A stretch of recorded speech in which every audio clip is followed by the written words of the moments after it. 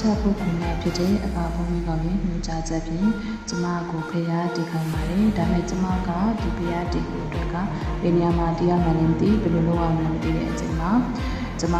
ကိုဉာဏ်လေးပြသေးတယ် TikTok ဘုတ်ကနေမှကျမဒီတဲပုံစံလေးတီးပါဆိုတဲ့ message လေးတစ်ခုကိုရလိုက်တဲ့အတွက်ကြောင့်မလို့ကျမတတမောလာတဲ့လေးကတဲပုံစံလေးတီးလိုက်ပါတယ်ဒါပြင်ကျမကဒီဖျားကိုတီးရတဲ့အတွက်ကြောင့်မလို့ကျမတရားရှိဖို့အောင်ပေါ်မှုတဲသေးလေးကိုလည်းအတိတ်ထားနေပါတယ်ဒါကြောင့်ကျမရဲ့ချစ်တော်မိတ်ဆွေများအားလုံးတို့ဒီလေတူတယောက်ကနေစားပြီးတော့မှအားလုံးလူမျိုးဒီကုသိုလ်တွေကိုလှုပ်ခြင်းအပြင်ကျမတို့ရဲ့ကဘာကြီးကျမတို့ရဲ့နိုင်ငံအားလုံးရောက်ခွင့်တာသမီးရဲ့အားလုံးအပူယောဂတွေကင်းပြီးတော့မှဒီကပိဒုက္ခပေါ်မှာကင်းနေနိုင်မှုအတွက်မျှော်လင့်ပြီးတော့ကျမကျ